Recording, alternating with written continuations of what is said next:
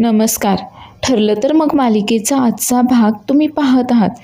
तर सायली आणि अर्जुन आता महिपतला भेटायला जेलमध्ये आलेले असतात. आणि आता सायली महिपतला बोलते की महिपत, तू कोणाला वाचवायचा प्रयत्न करतोयस नक्की आम्हाला माहीत आहे. नागराज किल्लेदार त्यालाच वाचवायचा प्रयत्न करतोयस ना तू, म्हणून काही बोलत नाही आहेस. आता यावर देखील महिपत मात्र शांतच असतो. आता मात्र अर्जुन त्याला बोलत असतो की हे बघ, तू जर तोंड उघडलंस तर कदाचित तुझी शिक्षा कमी व्हावी, म्हणून मी तुला नक्कीच मदत करेल. आता महिपत त्यांना बोलतो की मला ना तुम्हाला खूप महत्त्वाचं काहीतरी सांगायचं आहे. त्यावर आता सायली अर्जुनला वाटतं की हा आता तोंड उघडायला तयार झाला की काय, पण तो त्यांना सांगतो की काय आहे ना, या जेलामध्ये मला जे जेवण येतं ना त्यामध्ये मीठच लई कमी असतं. आता हे ऐकल्यावर मात्र अर्जुन खूप संतापतो त्याच्यावर आणि बोलतो की तू ना जेलमध्ये सड, नाही म्हणजे तुझी शिक्षा कमी होणार नाही ना याची मी काळजी घेईलच. आणि तो आता तिथून निघून जातो. सायली देखील त्याच्याबरोबर निघून जाते.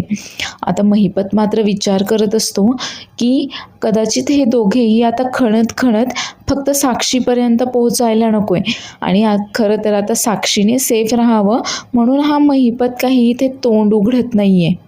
तर आता कोर्टाची तारीख देखील भेटलेली असते त्याच दिवशीची, आणि कोर्टामध्ये आता सुरेशला सादर करायची अर्जुन आता जज साहेबांकडे विनंती करतो. आणि त्यानंतर सुरेशला देखील आता कोर्टामध्ये आणलं जातं.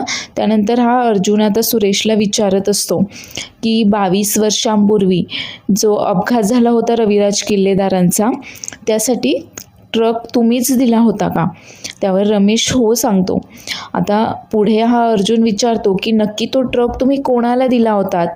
त्यावर आता समोरच आता नागराज किल्लेदार उभा असतो. त्यावर हा रमेश सांगतो की यांनाच दिला होता मी तो ट्रक.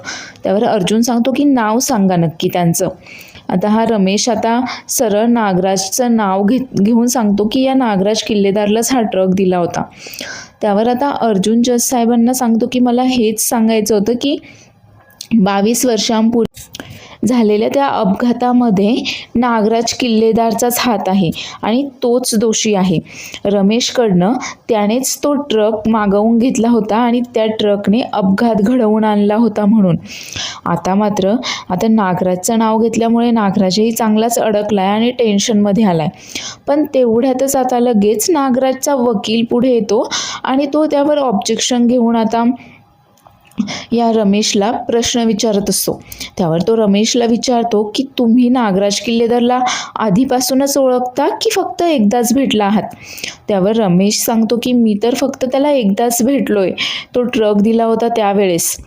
त्यावर आता हा वकील जज साहेबांना सांगतो की म्हणजे बघा, याचा जसा ट्रकचा व्यवसाय आहे, माझा जसा वकिलीचा आहे, तुमचा जसा व्यवसाय हा जजचा, तसा या व्यवसायामध्ये रोज आपण किती लोकांना भेटत असतो.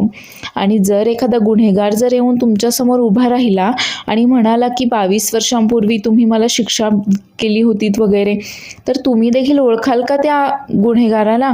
नाही ना. मग या रमेशने कसं काय ओळखलं नागराज किल्लेदारला बरं? नाही म्हणजे तुम्ही तुमच्या कस्टमरला एकदाच भेटलात आणि तो तुमच्या लक्षात देखील राहिला, हे तुमच्या माझ्या काय कोणाच्या देखील लक्षात राहण्यासारखी गोष्ट नाही आहे ही.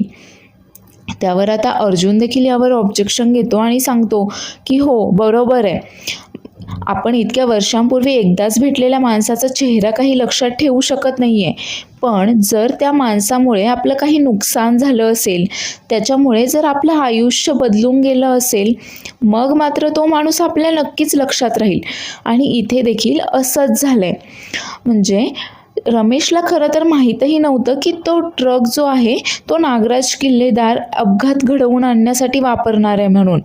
त्याने तसं सांगितलं देखील नव्हतं रमेशला, आणि रमेशने देखील ट्रक देताना कसलीही चौकशी केली नव्हती. आणि त्याची एक चूक मात्र त्याचं आयुष्य बदलवून गेली. त्यानंतर रमेशचा जॉब गेला, त्याचं आयुष्य मात्र तिथेच थांबलं. नाही म्हणजे 22 वर्षांपूर्वी फक्त 3 माणसांचा अपघात ती मृत्यू झाला नसता तर या रमेशचं देखील आयुष्य 22 वर्षांपूर्वी पूर्णपणे लयाला गेलं होतं आणि म्हणूनच या सगळ्या गोष्टींचा या अपघाताशी संबंध आहे. आता त्यावर लगेच आता हा नागराजचा वकील बोलतो की हो, पण यावरून हे तर सिद्ध होतच नाही आहे की ही सुपारी जी होती अपघाताची ती मात्र नागराज किल्लेदारने दिली होती म्हणून. आता अर्जुन मात्र नागराजला शिक्षा व्हावी म्हणून जज साहेबांना सांगत असतो की या सगळ्यामध्ये नागराज किल्लेदारच इन्व्हॉल्व आहे. आणि आता ट्रक देणारा देखील सांगतोय की त्याने ट्रक नागराजलाच दिला होता आणि नागराजनेच अपघात घडवून आणला होता, त्यामुळे त्याला कडक शिक्षा व्हायला हवी आहे. तर आता या उलट होतं की जज साहेब सांगतात की अर्जुन सुभेदार, तुम्ही जे काही पुरावे वगैरे दाखवलेले आहेत, सादर केलेले आहेत, ते नागराज किल्लेदारला गुन्हेगार म्हणून किंवा आरोपी म्हणून ठरवण्यासाठी खूप कमी आहेत. तुम्ही मात्र फेल झाला आहात पुरावे सादर करण्यामध्ये, तुम्हाला अजून पुरावे सादर करावे लागतील. फक्त या एका साक्षीवर मात्र ही पूर्ण केस काही उभी राहू शकत नाही आहे. आणि हा नागराजचा वकील आता त्याच गोष्टीचा फायदा घेतो आणि जज साहेबांना विनंती करतो की इथे काही पुरावे देखील नाही आहेत, मग कुठल्या बेसिसवर तुम्ही नागराज किल्लेदारला पोलीस कस्टडीमध्ये ठेवणार आहात, त्याच्यावर एवढे गंभीर आरोप करणार आहात. आता लवकरात लवकर त्याची निर्दोष म्हणून मुक्तता व्हायला हवी आहे. आणि जज साहेबांना देखील हे पटतं आणि निकाल मात्र आता नागराजच्या बाजूने दिला जातो. नागराजची या अपघाताच्या सगळ्या आरोपांमधून निर्दोष मुक्तता केली जाते. आता निर्दोष मुक्तता झाल्यानंतरही पोलीस त्याला कस्टडीमध्ये घेऊन चाललेले असतात, तर नागराज मात्र खूप अरेरावी करत असतो त्यांच्यासोबत की आता कुठे घेऊन चाललायत मला, नाही तुमचं जे काही रिलीजचे पेपर वगैरे असतील ना इथेच आणा आणि कशावर सही करायची आहे सांगा मला आणि मला इथूनच मोकळं करून द्या. परत पोलीस स्टेशनला घेऊन जाणार आणि तिथे सगळ्या फॉर्मॅलिटी करत बसणार. त्यावर आता एक कॉन्स्टेबल त्याला सांगतो की किल्लेदार, तुम्हाला कळतंय का, तुमच्यावर डोमेस्टिक व्हायलन्सची केस आहे. तुमच्या वकिलाने सांगितलं नाही आहे का तुम्हाला की डोमेस्टिक व्हायलन्सच्या केसमध्ये बेल वगैरे मिळत नाही म्हणून. आता तेवढ्यातच सावंत तिथे येतात. त्यावर आता हा नागराज त्यांना देखील बोलतो की मला आता कोर्टाने निर्दोष सोडलाय, मग तुम्ही का मला कस्टडीमध्ये घेऊन चाललाय, नक्की काय चाललंय तुमचं. त्यावर आता सावंत त्याला सांगतात की हे पहा, तुम्हाला मी आधीच सांगितलं होतं की डोमेस्टिक व्हायलन्सच्या केसमध्ये काही बेल वगैरे मिळत नाही म्हणून. आणि आता तेवढ्यातच सायली आणि अर्जुन देखील तिथे येतात आणि आता त्यांना पाहिल्यावर हा नागराज मात्र जास्तच चिडतो आणि त्यांना बोलतो की मला समजतंय हे सगळं ना तुम्ही मुद्दाम करताय, मुद्दाम अडकवलंय तुम्ही मला. नाही, कोर्टाने माझी निर्दोष मुक्तता केलेलीच आहे, पण तरी देखील तुम्ही लोक मला मुद्दाम अडकवताय ना यामध्ये. त्यावर आता अर्जुन खूप चिडतो आणि नागराजला बोलतो, हे बघ, तुझी फक्त एका केसमधून सुटका झाली आहे आणि म्हणूनच मी तुझ्यावर दुसरी केस टाकली आहे. दुसऱ्या केसमधून सुटल्यानंतर मी तुझ्यावर तिसरी केस देखील टाकेन, पण तुला आतच ठेवेल. तू 100 गुन्ह्यांमधून जरी सुटला ना तरी मी तुझ्यावर 200 केस फाईल करेन. त्यावर आता सायली देखील खूप चिडते आणि नागराजला बोलते, आम्ही काही देखील केलेलं नाही आहे. तू फक्त आणि फक्त तुझ्या पापांची, तुझ्या कर्मांची फळं भोगतोय, समजलं ना. तर आता पोलीस आता या नागराजला घेऊन जायला सांगतात, पण जाता जाता मात्र तो सायली अर्जुनला बोलतो की अशा खूप साऱ्या गोष्टी आहेत की ज्या फक्त आणि फक्त मलाच माहीत आहेत, त्या तुम्हाला देखील माहीत नाही आहेत आणि त्यांच्यामुळे तुमचं आयुष्य बदलून जाऊ शकतो. त्यामुळे एक ना एक दिवस तुम्ही नक्कीच माझ्या पायाशी या सगळ्या गोष्टी माहीत करून घेण्यासाठी येणार आहात. आणि खुन्नस देऊन तो तिथून निघून जातो. तर इकडे हा कॉन्स्टेबल जो असतो तो आता महिपतला येऊन सांगत असतो की जेलमध्ये नागराजची सुटका तर झाली आहे या अपघातामधून, पण मग आता त्याला डोमेस्टिक व्हायलन्सच्या केसमध्ये अडकवून आता तो परत जेलमध्ये येतोय.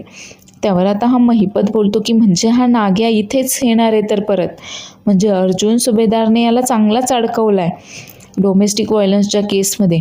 फक्त आता हा अर्जुन सुभेदार खणत खणत माझ्या लेकीपर्यंत पोहोचायला नको आहे. तर इकडे आता ही महिपतची लेक असा मस्तपैकी चहा कॉफी पीत बसलेली असते.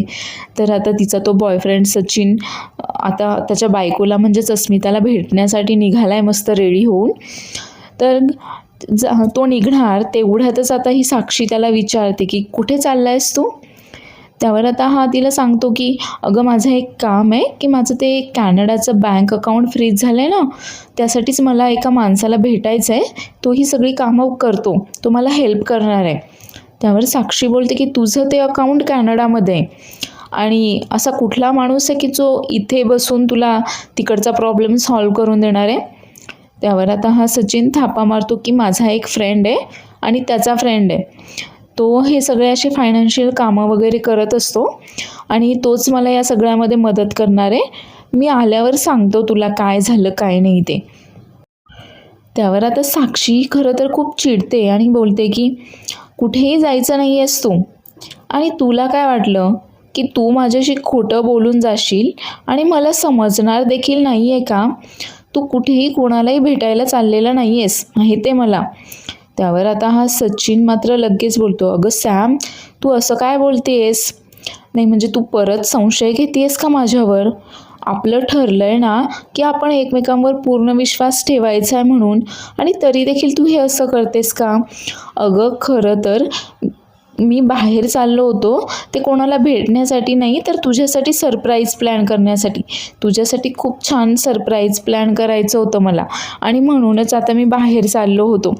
पण तू मला इतकं छान ओळखतेस की तुला मात्र लगेच कळालं की मी तुझ्याशी खोटं बोलतोय म्हणून.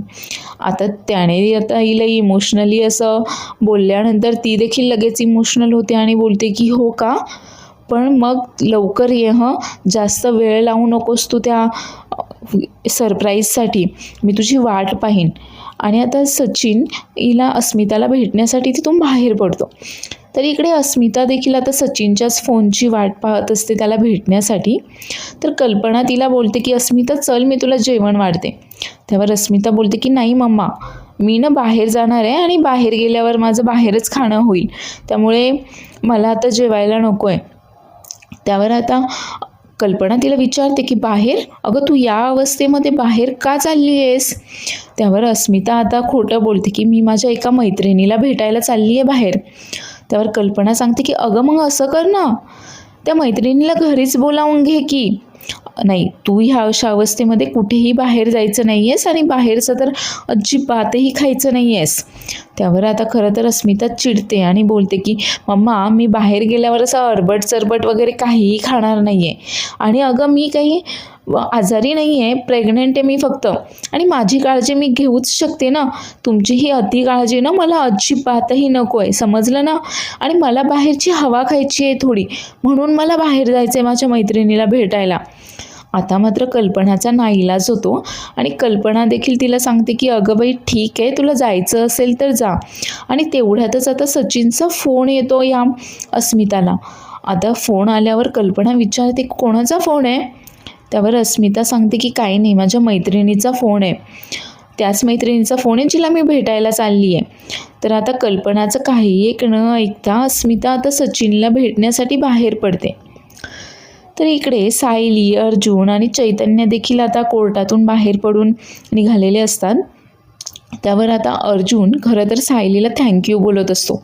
म्हणजे सायलीला जे काही नागराजला डोमेस्टिक व्हायलन्सच्या केसमध्ये अडकवण्याची युक्ती सुचलेली असते ती खरं तर आता या सगळ्यांच्याच कामी येत असते. त्यामुळे अर्जुन तिला थँक्यू बोलतो आणि ते तिघेही निघणार. तेवढ्यातच सायली बोलते की तुम्ही जा, मला ॲक्च्युली बाजारामध्ये जाऊन भाजीपाला घ्यायचा आहे, मी तिकडे जाते. त्यावर अर्जुन बोलतो की तू कशाला? मी संध्याकाळी येताना भाजी घेऊन येतो ना. आता त्याला असं बोललेलं पाहून चैतन्य आणि सायली दोघेही एकमेकांकडे पाहून हसत असतात.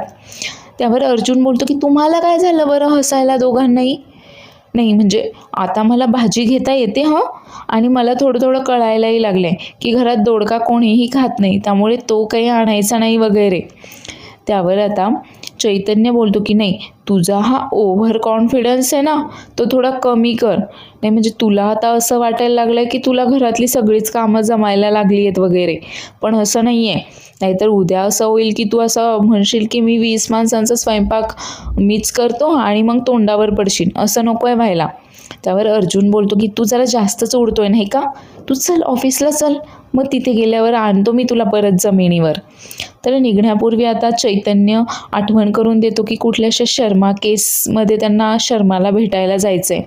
त्यावर आता अर्जुन आणि चैतन्य त्या केससाठी शर्माला भेटायला जातात. तर सायली मात्र तिथून तशीच आता मार्केटकडे घराकडे निघालेली असते.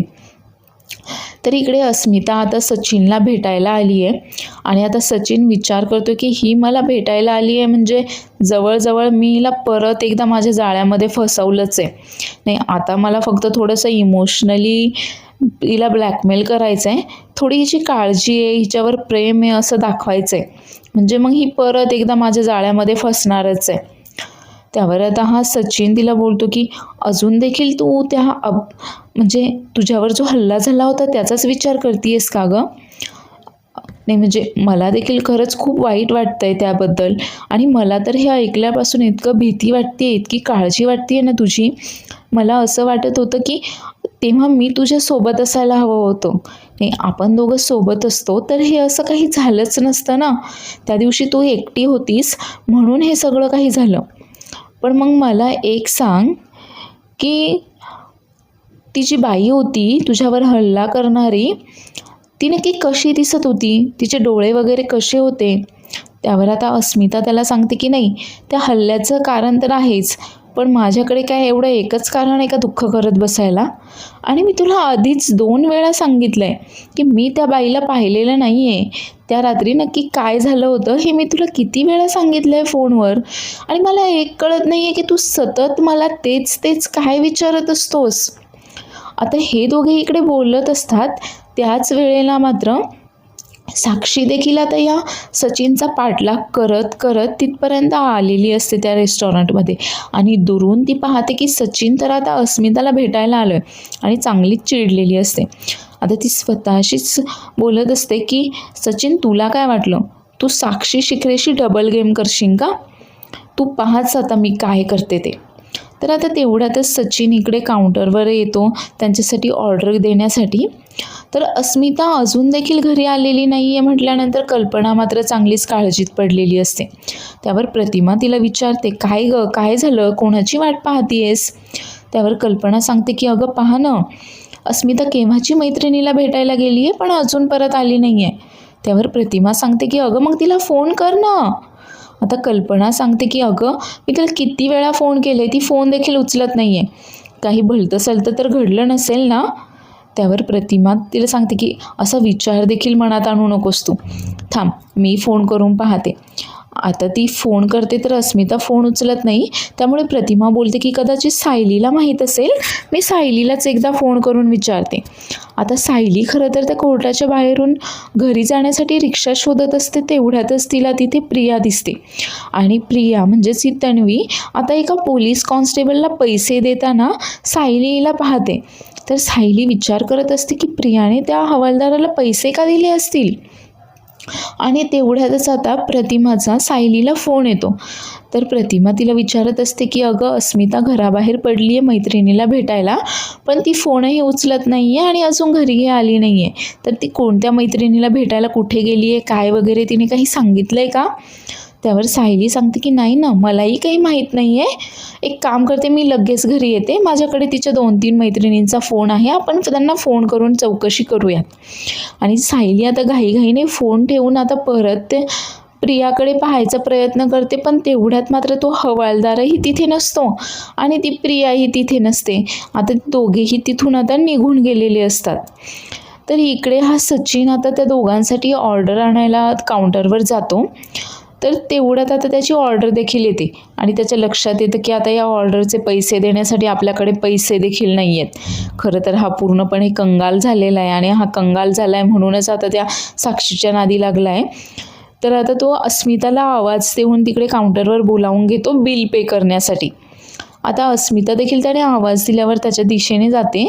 तर तेवढ्यातच मध्ये आता ही साक्षी येते आणि अस्मिताला जोरात धक्का देऊन ती तिथून निघून जाते आणि निघून पटकन ती आता तिथे आडोशाला थोडंसं लपून राहते. तर आता सचिन आता अस्मिताला पडता पडता तिला सावरतो आणि तिथेच आता परत खुर्चीवर आणून बसवतो. तेवढ्या अस्मिता बोलते की अरे ती बाई मला धक्का देऊन गेली. आता तिला अस्मिताला धक्का दिल्यामुळे आता तिला खरं तर त्रास होत असतो. तर सचिन तिला खुर्चीवर आणून बसवतो, तिला पाणी प्यायला देतो आणि तिला बोलतो की तू ठीक आहेस ना. आणि त्या सगळ्या गडबडीमध्ये खरं तर अस्मिताचा फोनही तिथेच खाली पडलेला असतो. त्यावर आता अस्मिता बोलते की माझा फोन. आता सचिन तिचा फोन घेऊन येतो तर तिचा फोनही स्विच ऑफ झालेला असतो. आता अस्मिता बोलते की मला आता घरी सोडव, मला घरी जायचं आहे. आणि आता सचिन अस्मिताला घेऊन तिथून निघतो. तर हे सगळं काही साक्षी पाहत असते आणि तिचा मात्र चांगलाच जळफळाट होत असतो हे सगळं पाहताना. तर इकडे घरी अजून अस्मिता आलेली नाही आहे, म्हणून आता सगळेच जण काळजीमध्ये पडलेत. आणि आता सायली तिच्या एक एक मैत्रिणीला फोन करून पाहतीये की अस्मिता तिकडे आली आहे की नाही. पण अस्मिता मात्र तिच्या कुठल्याही मैत्रिणीला भेटायला गेलेली नाही आहे हे आता घरच्यांच्या लक्षात आलं आहे. तर आता कल्पना, प्रताप सगळेच तिची काळजी करत असतात. त्यावर प्रताप बोलतो की मी आता बाहेर जाऊन आहे ना एकदा अस्मिताला पाहून येतो. त्यावर कल्पना बोलते की अहो ती कुठल्या दिशेला गेली आहे ते तरी माहीत आहे का तुम्हाला, आणि कुठे शोधणार आहात बरं तुम्ही. त्यावर प्रताप मात्र आता कल्पनावरच चिडतो आणि तिला बोलतो की हे सगळं ना तुझी चुकी आहे, तू तर काही बोलूच नकोस, तूच तिला एकटीला असं घराबाहेर पाठवलंस म्हणूनच हे सगळं काही झालं आहे. त्यावर आता कल्पना बोलते की हो का, म्हणजे मी काय अस्मिताला लहान मुलगी समजून असं कडेवर घेऊन फिरायला हवं आहे का. आता मात्र त्या अस्मितावरून इकडे या दोघांचेच भांडणं सुरू होऊन जातातच तिच्या काळजीने. तर सायली दोघांनाही आता शांत करते आणि बोलते की तुम्ही थोडं शांत राहा, आपण शोधूयात त्यांना, त्या एखाद्या मैत्रिणीकडेच भेटायला गेल्या असतील वगैरे. तर प्रताप बोलतो की ठीक आहे, मी कमीत कमी इथे कॉर्नरपर्यंत तरी जाऊन येतो, तिथे तरी कुठे अस्मिता दिसते का पाहतो. आणि आता प्रताप निघणार तेवढ्यातच दरवाजात अस्मिता हजर असते. तर आता तिने अस्मिता आणि सचिनला एकत्र पाहिल्यामुळे ही साक्षी मात्र चांगली चिडलेली असते आणि ती आता एकदम रॅश ड्रायव्हिंग करत मार्केटमधून जात असते. आणि अचानक तिथे तिच्या समोर एक माणूस येतो आणि तिच्या गाडीचा धक्का लागतो त्या माणसाला. तर याच मार्केटमध्ये आता अर्जुन देखील भाजी घेत असतो. आता मात्र तो माणूस तो ओरडतोच, ए बाई तुला दिसत नाही का, नीट गाडी चालवता येत नाही का, काय हवाई जहाज चालवत होती की काय. आता मात्र ही चिडलेली साक्षी गाडीच्या बाहेर येते आणि त्या माणसाशी भांडण करू लागते. आणि आता तिथे बरेच माणसं देखील जमा होतात. खरं तर अर्जुन पाहतो की इथे भांडण चाललंय कोणाचं तरी, पण तो मात्र त्याकडे साफ दुर्लक्ष करतो आणि त्याची भाजी घेत असतो. तर आता साक्षी मात्र चांगलीच चिडते, कारण तो माणूस आता तिच्याकडे 5,000ची मागणी करत असतो, काय तर गुडघ्याला लागलं आहे, दुखापत झाली आहे म्हणून. त्यावर साक्षी खूप चिडते आणि बोलते की एक काम करूयात, आपण पोलीस स्टेशनला जाऊयात. मला माहीत आहे हा सगळा तुमचा धंदा आहे, गाडीसमोर यायचं आणि असे पैसे उकळायचे गरीब बायांकडून म्हणून. चला पोलीस स्टेशनला कोण येते माझ्यासोबत, चला आपण लगेच जाऊयात म्हणून. आता त्यानंतर मात्र तिथून सगळी गर्दी कमी होते आणि जो माणूस गाडीसमोर आलेला असतो आता तोही बोलतो की मलाही यायचं नाही आहे आणि तो देखील तिथून निघून जातो. आता त्यानंतर ही साक्षी देखील तिच्या गाडीमध्ये बसते आणि आता ती तिथून निघणारच असते. तर तेवढ्यातच आता तिच्याच गाडीच्या बाजूला अर्जुनची गाडी उभी असते. तर अर्जुन देखील आता भाजी वगैरे घेऊन त्याच्या गाडीमध्ये ठेवतो आणि आता सहजच तो शेजारच्या गाडीमध्ये कोण आहे म्हणून डोकावतो. तर त्याला धक्काच बसतो. आता तो साक्षीला पाहतो आणि ओळखतो देखील की ही तर साक्षी शिखरे आहे आणि ही जिवंत आहे. तर पुढील भागामध्ये आपण पाहणार आहोत की आता साक्षीला पाहिल्यामुळे अर्जुन देखील खूप आश्चर्यचकित झाला आहे आणि आता तो चैतन्याला सांगत असतो की त्याने साक्षीला पाहिलं आहे म्हणून. त्यावर चैतन्य सांगतो की तू सायली वहिनीला सांगितलंस का हे सगळं. त्यावर अर्जुन सांगतो की नाही, मी सायलीला तर असं काही सांगितलं नाही आहे. खरं तर एकदा रेस्टॉरंटमध्ये सायलीने देखील पाहिलं होतं साक्षीला, पण मीच तिला बोललो की तुला भास होतोय म्हणून. तर इकडे घरी सायली विचार करत असते की प्रिया अजून देखील घरी आलेली नाही आहे, म्हणजे ती अजून देखील महिपत आणि नागराजला जेलमध्ये मदत करत असेल का. तर अस्मिता मात्र आता सायलीला सांगते की मी आणि सचिनने आता आमच्या बाळासाठी सगळं काही विसरून परत एकदा एकत्र येण्याचा विचार करतोय आम्ही. तर आता या सचिनच्या जाळ्यामध्ये अस्मिता फसेल का आणि या विरोधात साक्षी काय करेल.